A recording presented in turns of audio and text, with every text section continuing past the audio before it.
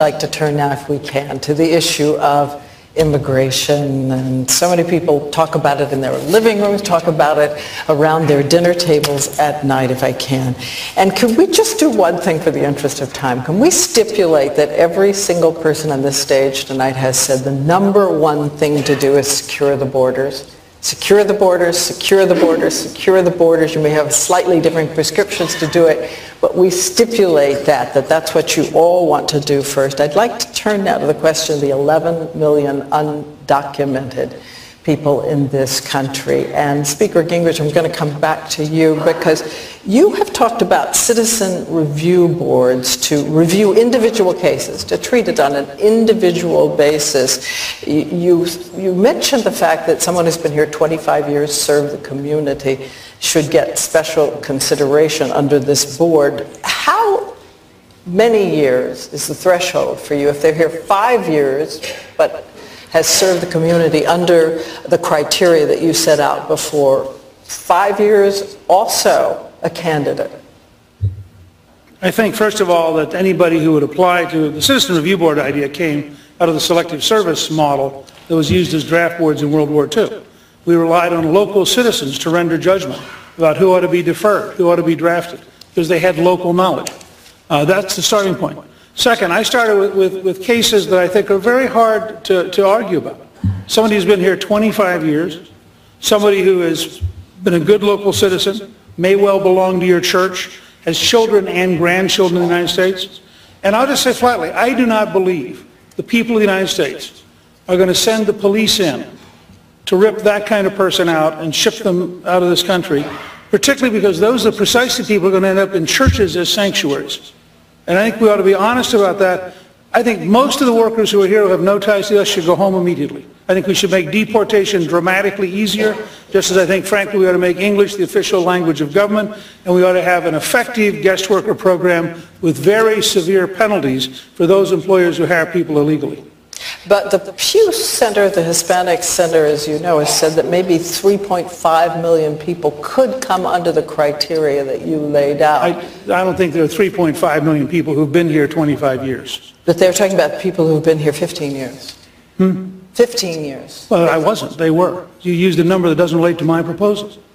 But under the criteria that you have set out, do you have a threshold on the number of people you would consider before the review? Well, that's why you have the Citizen Review Panel. If the person has to have been here 25 years, have genuine ties to the community, be a good citizen, and have an American family sponsoring them, and they still don't get citizenship. This is not amnesty.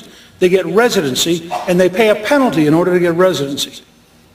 Okay, I'm going to turn, if you could, to Governor Romney, because we heard Speaker Gingrich say we're not going to round people up and deport them. And I think at one point you said something similar in a meeting at Bloomberg that we're not going to be tracking everybody down and moving them out. And yet, to our colleague David Muir, I want to try to clarify something you said. You seem to indicate that people should go back home to their country. And in some cases, it may mean as much as 5 years if they get at the back of the line or more. Are you saying how many people should be sent back home to their country? Should they be tracked down to establish who they are, sent back home to their country? I believe that any time that we start talking about a form of amnesty, whether it's technically amnesty or not, when we start talking about how people have been able to come here and stay illegally for some period of time, that they're going to be able to stay here permanently and become a permanent resident of the United States with rights to our education system, our healthcare system, and so forth, we will then create another magnet that draws people into our country illegally. So the right course for us is to, once again, talk about what you described. Secure the border. Once we do that, we can start talking about the 11 million or whatever number that might be that are in the country illegally. My own view is those 11 million people should register the fact that they're here in the country.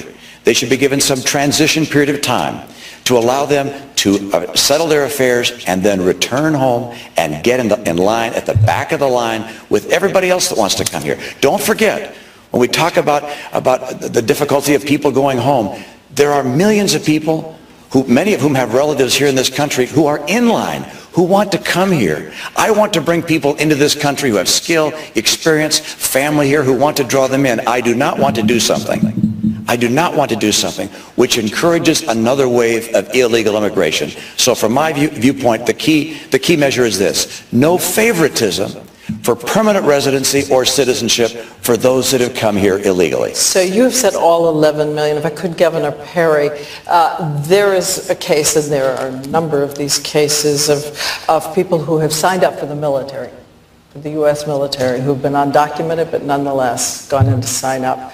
What should happen with them?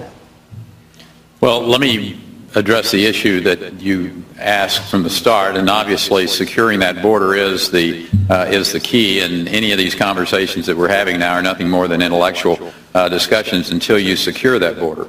But if this country would simply enforce the laws that are already on the book, you think about all of the laws that we have that are already out there, laws that clearly say that here are punishments and here's what will happen. If this country would simply enforce the laws that we have on the book, I will tell you one thing: as the President of the United States, you will not see me sending my Justice Department to sue states like Arizona that are having their sovereign rights, I think, put in jeopardy by our Justice Department.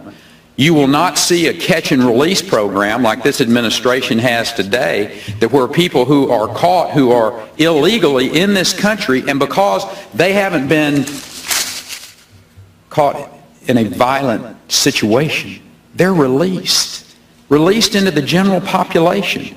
That's the problem that we've got in this country. I would suggest to you, we spend time with the laws that we've got on the book being enforced. We'll have a substantial smaller number of people of which we're going to have to make decisions about at that particular point in time. And then we can have a legitimate conversation about immigration reform.